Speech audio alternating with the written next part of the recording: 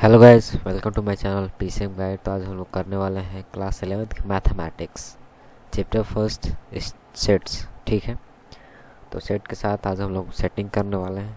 तो चलिए जान लेते हैं कि सेट्स होता क्या है। Sets, what is set? Set the well defined the collection of object is called set.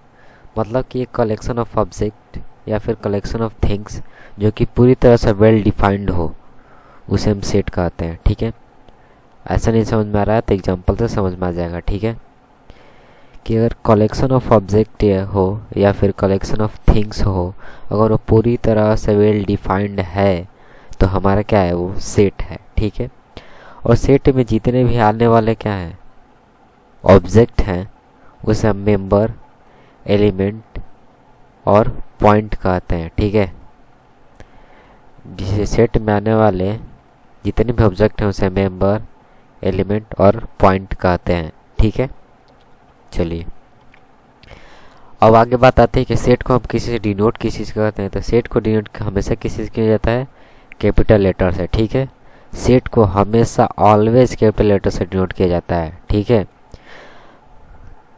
उसके बाद आता है कि A is an element of set A. अगर ए सेट ए का एलिमेंट है तो हम उसे कैसे लिख सकते हैं, डेट इज कि ए बिलोंग्स टू ए। ठीक है, ये साइन हमारा क्या डिनोट करता है, बिलोंग्स टू डिनोट करता है। ठीक है, ये ठीक है, which means that A belongs to A और that is the element of A. ठीक है, if A is the an element of set A, अगर ए सेट ए का कोई एलिमेंट है तो हम उसे कैसे लिख सकते हैं, उसे हम लिख सकते हैं कि ए बिलोंग्स टू ए। इसका मतलब होता है कि which means that A belongs to A और that is A is an element of A. ठीक है, उसके बाद कि अगर कोई ए सेट ए से बिलोंग ना करता हो, यहाँ पे सेट ए होगा, सॉरी,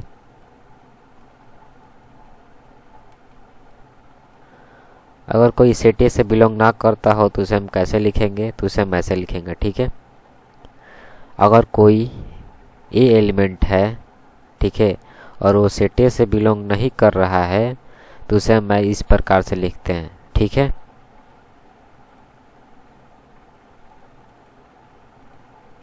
चलिए उसके बाद आता है कि नोटेशन। सेट को नोटेशन करने के लिए कुछ हमारे पास यहाँ पे नोटेशन दिए गए हैं, उसको हम लोग देख लेते हैं।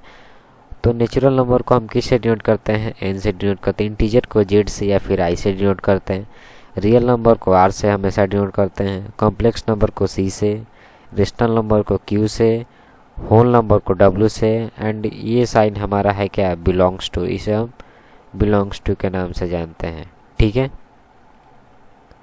चलिए आगे की तरफ कुछ हम आपको एग्जांपल देंगे, उसमें से आपको आइडेंटिफाई करना है कि वो सेट है या फिर सेट नहीं है। ठीक है, तो प्रीवियस में हमने देखा है कि सेट क्या होता है, the well defined collection of object is called set. ठीक है, the well defined collection of object is called set. ठीक है, तो पहला एग्जांपल है the collection of all the vowels in English alphabet containing the 5 element namely A E I O U. तो vowels क्या होता है, ऑल वॉवेल्स हमारा क्या होता है, ए ई आई ओ यू होता है।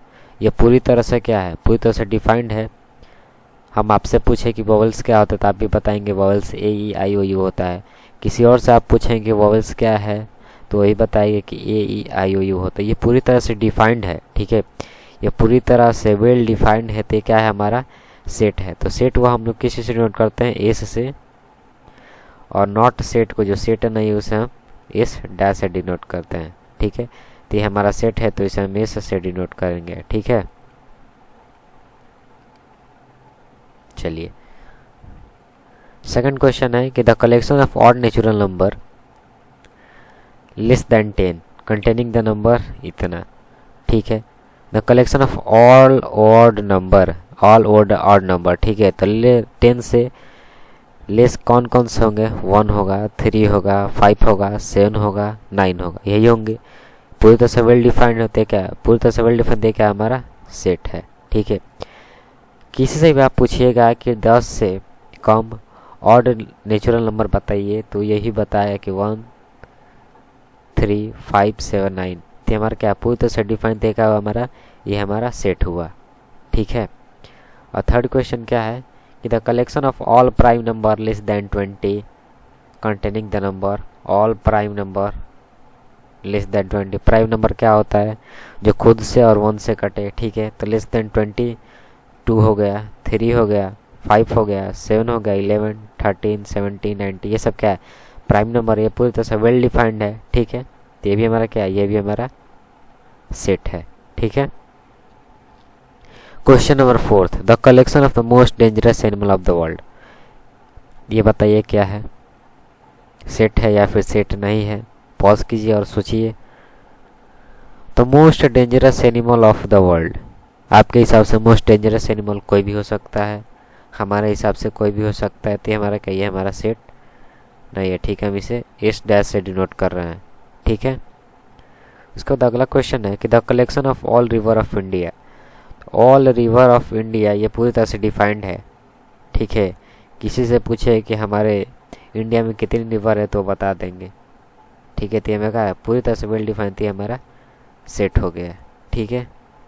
उसके बाद क्वेश्चन नंबर 6 क्या कर रहा है कि the collection of all the month of year beginning with letter J, जो लेटर जे से क्या हो, शुरू होता हो। तो हमारा जनवरी है, जुलाई है, जून है। तो क्या है, हमारा सेट है, ये पूरी तरह से डिफाइंड है। ठीक है। उसके बाद है कि the collection of the 10 most talented teacher of India. India के 10 मोस्ट टैलेंटेड टीचर बताइए। तो आपके हिसाब से कोई भी टैलेंटेड टीचर हो सकता है, हमारे हिसाब से कोई अलग होगा, आपके हिसाब से कोई अलग होगा। तो क्या ये पूरी तरह से डिफाइंड नहीं है, तो इसे हम क्या कहते हैं, हमारा सेट नहीं है। ठीक है। कौन कौन सा हमारा सेट नहीं है, क्वेश्चन नंबर 7 हमारा सेट नहीं है, और क्वेश्चन नंबर 4 हमारा सेट नहीं है। ठीक है। बाकी सब क्या है, सेट है। ठीक है। आई होप कि आप लोग को समझ में आ गया होगा। उसके बाद होता है रिप्रेजेंटेशन ऑफ सेट। सेट को रिप्रेजेंट करने के लिए किन चीज़ों की ज़रूरत पड़ती है, तो सेट को रिप्रेजेंट करने के लिए हमें 2 चीज़ की ज़रूरत पड़ती है। ठीक है। 2 मेथड की ज़रूरत पड़ती है। पहला है रोस्टर फॉर्म और टेबुलेशन मेथड, या फिर इसे टेबुलर मेथड भी कहते हैं। तो इस मेथड में क्या होता है, इस मेथड में होता है कि under this method we list all the member of the sets within the braces and separate by them comma. इस मेथड में जितने भी सेट के मेंबर होते हैं उसे हम क्या कहते हैं, एक ब्रेसेस के अंदर आते हैं, कर्ली ब्रेसेस के अंदर, और वह कॉमा से क्या होते हैं, सेपरेट होते हैं। ठीक है। एग्जाम्पल है A equals to set of the all factor of 24 के ऑल फैक्टर निकालिए, किसमें, सेट में। तो किस चीज़ में लिखना है, इसे रोस्टर फॉर्म में लिखना है। जब रोस्टर फॉर्म में लिखना होता है, क्या होता है रोस्टर फॉर्म, इसे हम ब्रेसेस में लिखेंगे, उसके बाद इसे कॉमा से इसे क्या करते हैं, सेपरेट करेंगे, अलग अलग करेंगे। ठीक है। तो ऑल द फैक्टर ऑफ 24 क्या होता है, 1 होता है, 2 होता है, 3 होता है, 4 होता है, 6 8 12 एंड 24। तब इसे हम रोस्टर फॉर्म में कैसे लिखेंगे, तो हम इसे ब्रेसेस में लिखेंगे, उसके बाद कॉमा से सेपरेट करेंगे। ठीक है। तो हमें कॉमा से सेपरेट किया गया है और ब्रेसेस का अंदर लिखा गया, तो ये हमारा क्या हुआ, रोस्टर फॉर्म हुआ। ठीक है। एक और एग्जांपल देख लेते हैं। एग्जाम्पल नंबर 2 क्या कर रहा है कि B set of all the prime number between 15 and 70।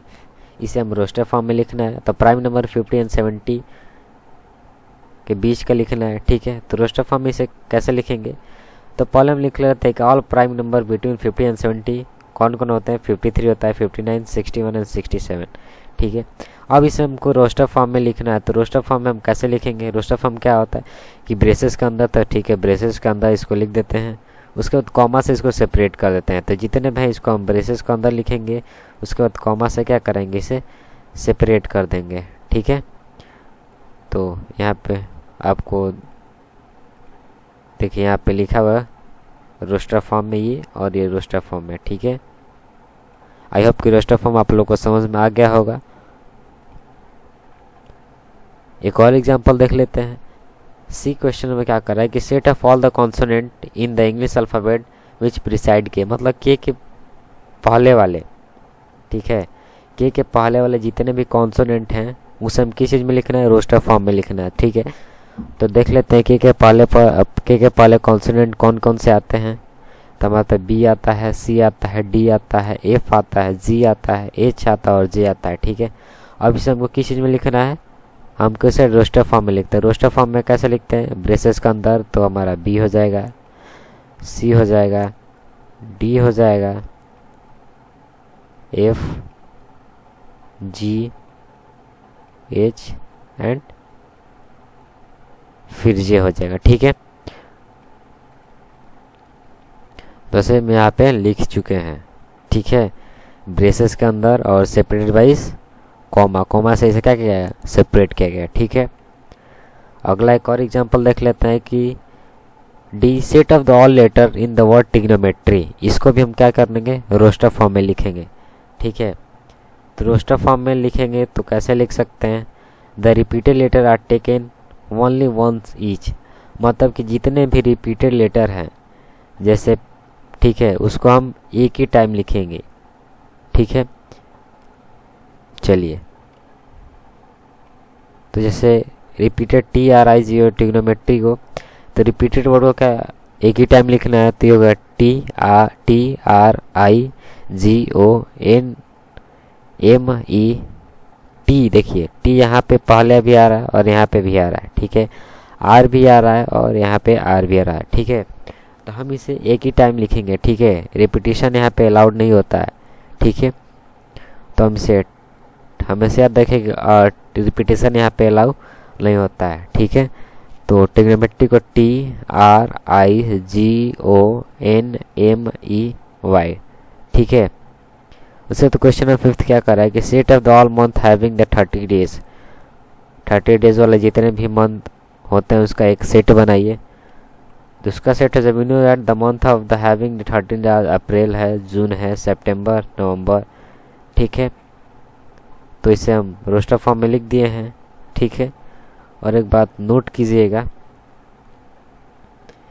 कि the repetition letter are taken only once each, ये बात हमेशा याद रखिएगा कि जितने भी रिपीटेशन लेटर होते हैं उसे हमेशा एक ही बार लिया जाता है, एक ही बार लिखा जाता है। ठीक है, और order of element does not matter, जितने भी ये एलिमेंट हैं इसका ऑर्डर हमें मैटर नहीं करता है, हम कैसे भी लिख सकते हैं। इसको T I R G O M N E Y भी लिख सकते हैं। ठीक है, तो हमारा ऑर्डर में मैटर नहीं करता और हमारा क्या रिपीटिशन हमेशा, अगर कोई दो वर्ड है जो कि रिपीट कर रहा है तो उसे एक ही वर्ड लेंगे। ठीक है, ये गौर कीजिएगा, नोट दिया गया है, ये ध्यानपूर्वक पढ़िएगा। ठीक है, ये हमेशा ध्यान में रखिएगा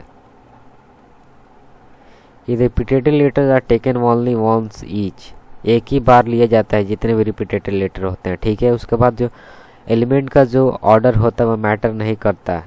ठीक है, बात समझ में आ गई होगी।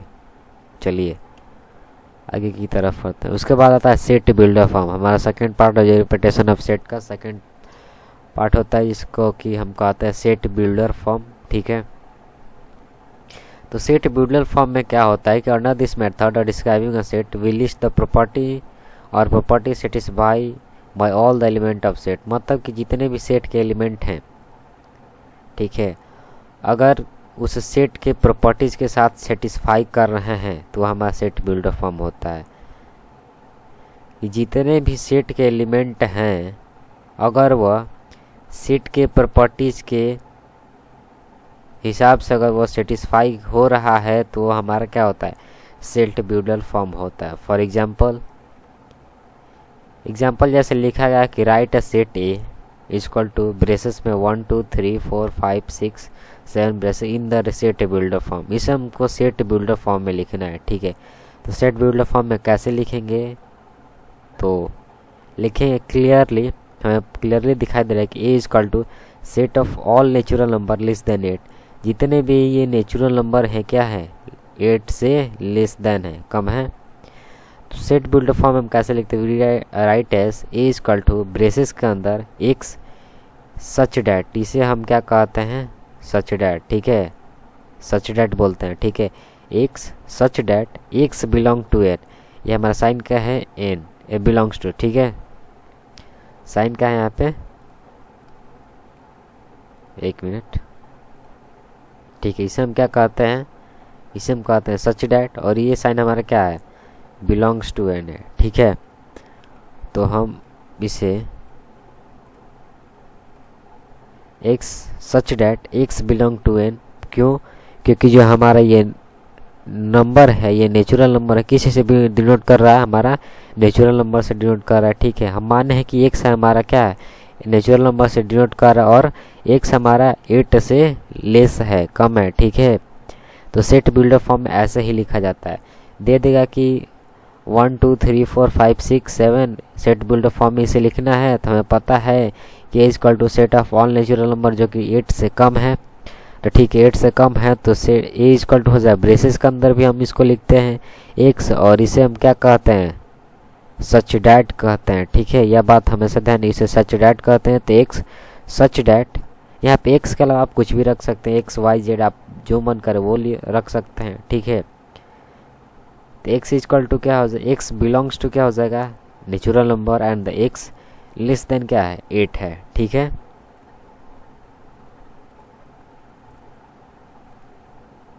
चलिए दूसरा एग्जांपल क्या कर रहा है कि right the set b 1 2 4 7 14 and 28 in the set builder form. इसे हमको सेट बिल्डर फॉर्म में लिखना है, ठीक है। ट्राई कीजिए, आप वीडियो को पॉज कीजिए और ट्राई कीजिए। चलिए ट्राई कर लिए होंगे तो आगे की तरफ चलते हैं। तो B the set of all factor of 28, ठीक है। ये क्या है, सब 28 के क्या फैक्टर हैं, ठीक है। 28 के फैक्टर है, तो हम इसे कैसे लिख सकते हैं कि b equal to x such that x belongs to n and x is the factor of 28, ठीक है। ये पहले जो क्वेश्चन दिया गया है, इसको क्वेश्चन को पहले सोचिए कि क्वेश्चन कह क्या रहा है, ठीक है।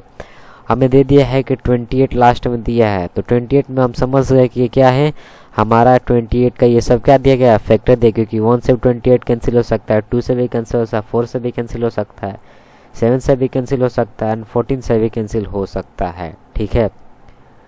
तो इसे हम कैसे लिखेंगे सेट बिल्डर फॉर्म में, तो सेट बिल्डर फॉर्म में लिखने के लिए लिखेंगे x सच डैट, इसे हम सच डैट बोलते हैं, ठीक है। यहाँ पे आपको दिखा गया होगा, इसे हम सच डैट बोलते हैं। x such that x belongs to n, ठीक है। n हमारा क्या डिनोट करता है, n हमारा नेचुरल नंबर डिनोट करता है। हमने आपको पहले स्लाइड में दिखाया था कि कुछ नोटेशन थे सेट के, ठीक है। आपको दिखा देते हैं फिर से, गो टू स्लाइड नंबर 1। देखिए n हमेशा क्या है, नेचुरल नंबर से डिनोट किया जा रहा है, ठीक है।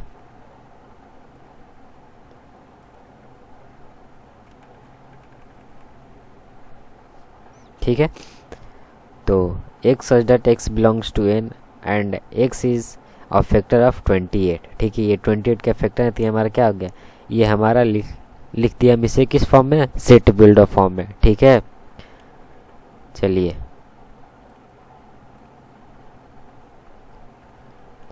एक और example, write the set E equals to 3 6 9 12 15 18 in a set builder form. इसे हम सेट बिल्डर फॉर्म में लिखेंगे। वीडियो को पॉज कीजिए और इसे लिखिए, ठीक है। आई होप आप लोग लिख चुके होंगे। तो चलिए इसका सॉल्यूशन देखते हैं।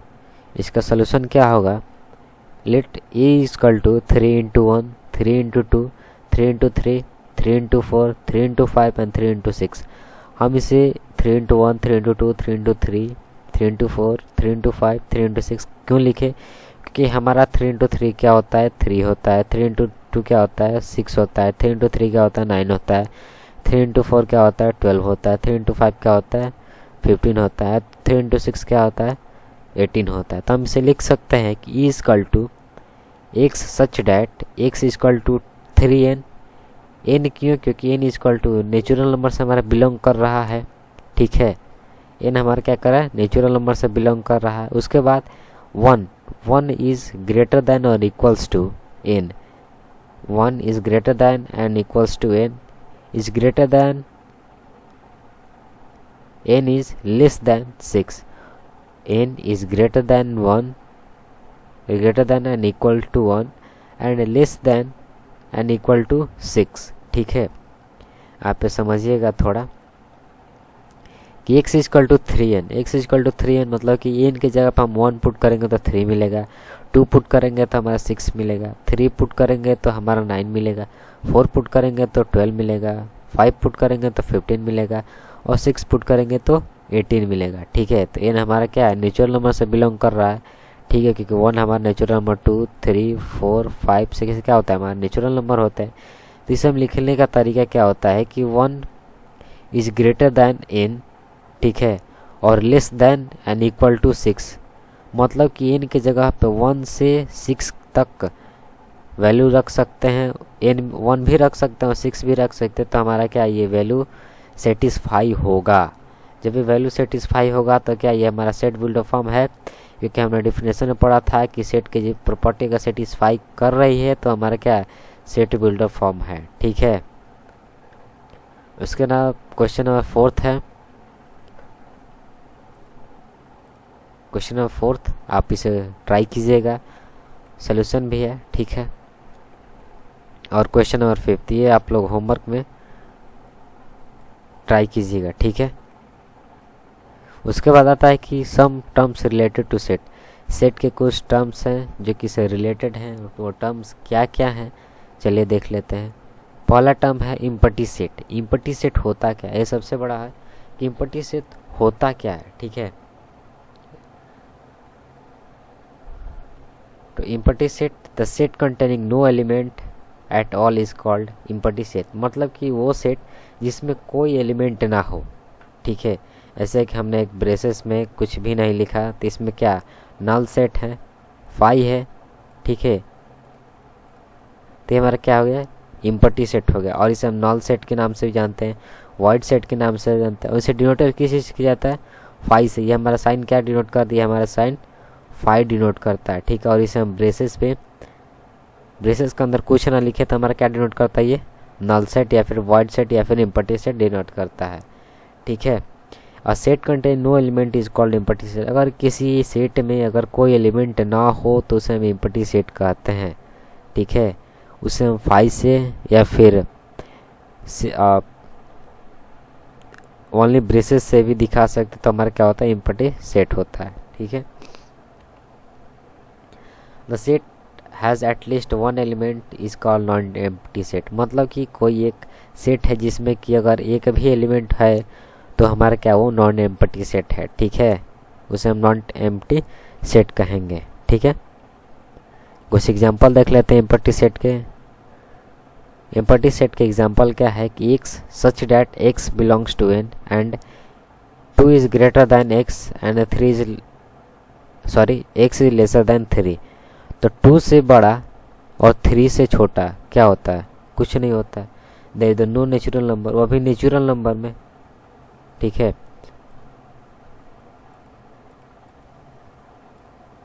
क्वेश्चन को ध्यान पूर्वक पढ़े कि x such that x belongs to N and 2 is greater than x and x less than 3, 2 x से बड़ा है और 3 एक्स से छोटा। 2 से बड़ा और 3 से छोटा, वो भी नेचुरल नंबर में क्या होता है, नल होता है, कुछ नहीं होता है।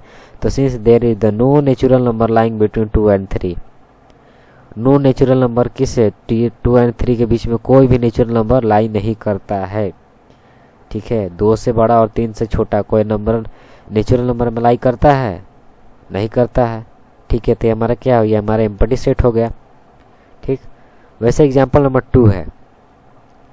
2 क्या कर रहा है कि एक सच that x is an even prime number greater than 2, एक सच that x is even prime number greater than 2, 2 से अधिक कोई इवन प्राइम नंबर है, कोई नहीं है।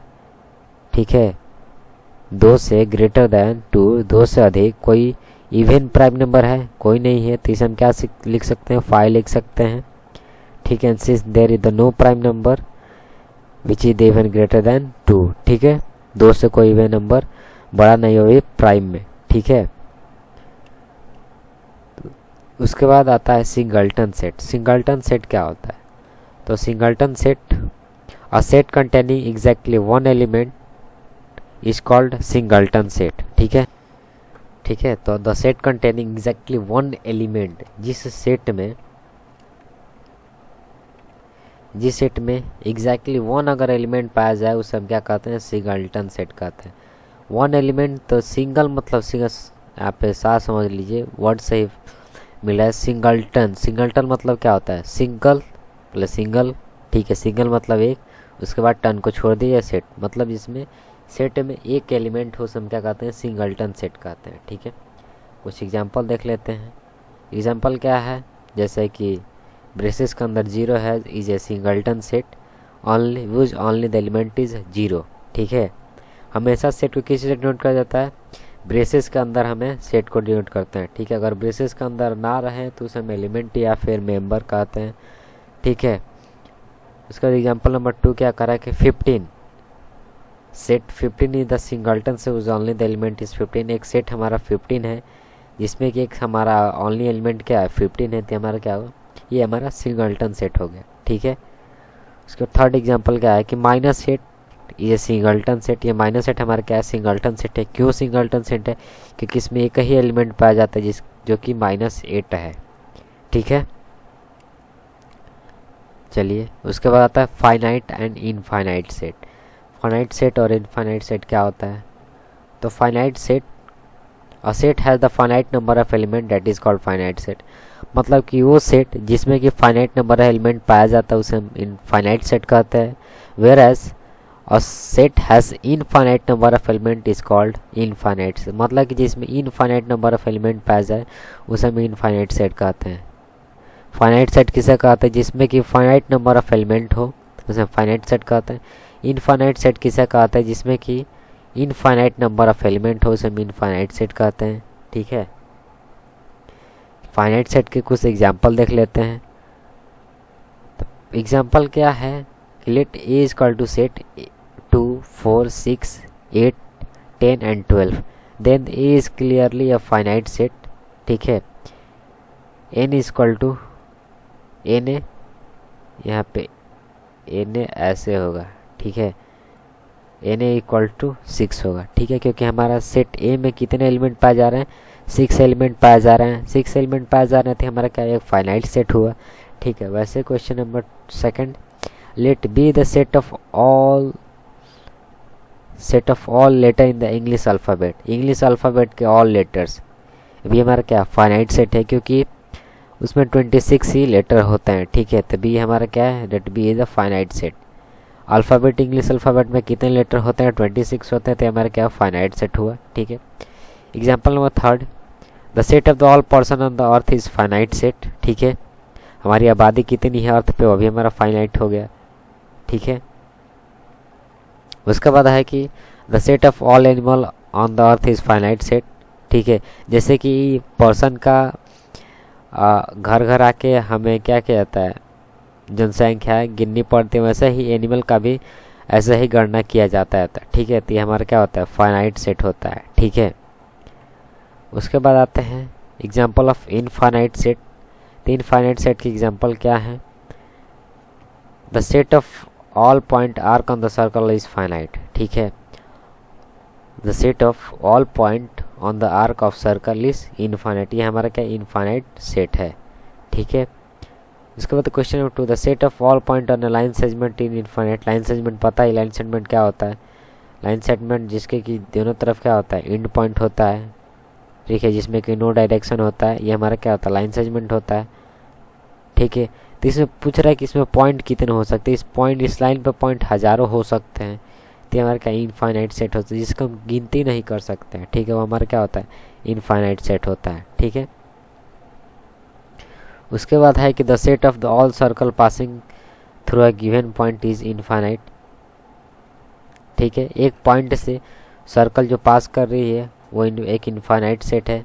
ठीक है, the set of all circle passing through the given point क्या इनफाइनाइट सेट है हमारा। ठीक है, question number 4, the set of the all straight line parallel to given line से द एक्सिस इज इनफाइनाइट, ये भी इनफाइनाइट सेट है। ठीक है, कि all straight line parallel to, जितने भी स्ट्रेट लाइन क्या एक्स एक्सिस के पैरेलल हो क्या होता है, हमारा इनफाइनाइट सेट होता है।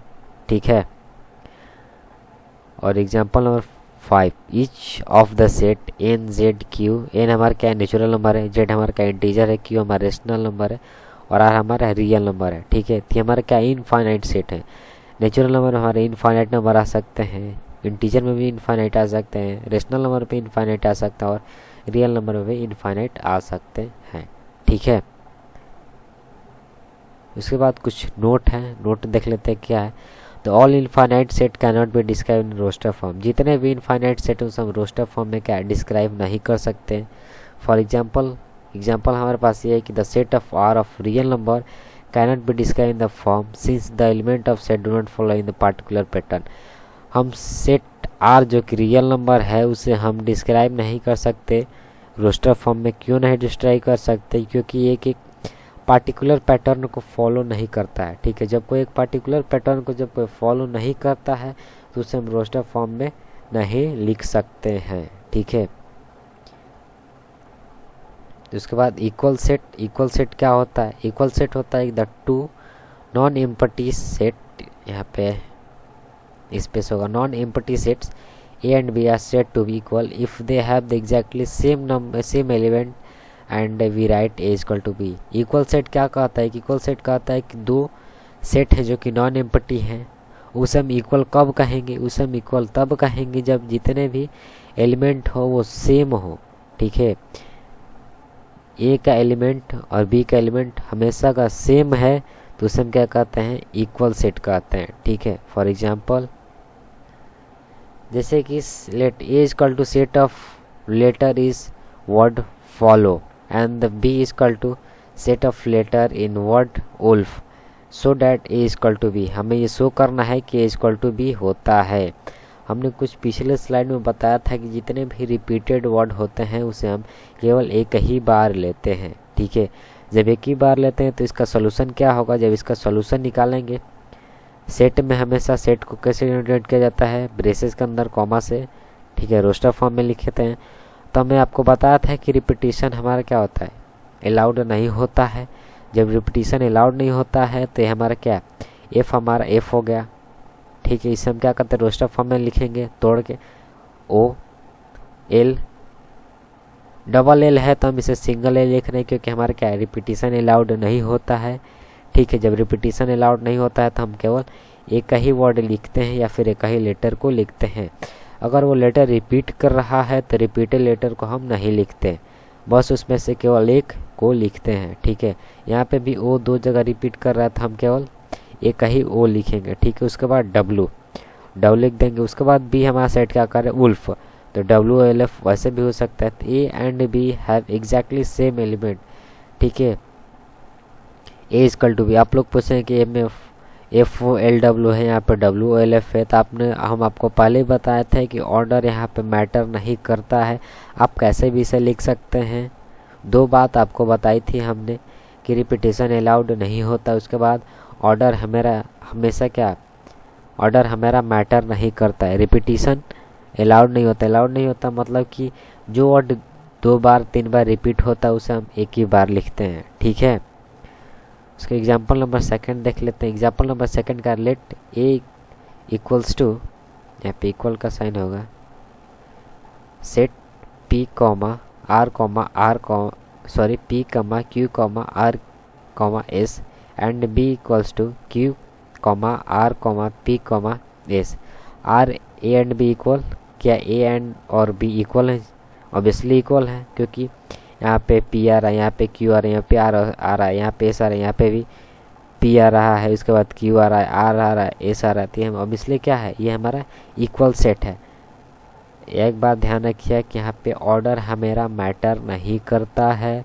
उसके बाद रिपीटेशन भी हमारा क्या मैटर करता है? रिपीटेशन किस जगह मैटर करता है? जहाँ पे जब कि क्या वर्ड क्या है, वर्ड हमेशा रिपीट हो रहा है, लेटर हमेशा क्या रिपीट हो रहा है, तब वहाँ पे हमारा रिपीटेशन अलाउड नहीं होता है, ठीक है। तो ऑर्डर मैटर नहीं करता। यहाँ पे क्वेश्चन नंबर 2 में इसे हम कैसे लिख सकते हैं कि since A have been exactly same element so A equal to B, ठीक है।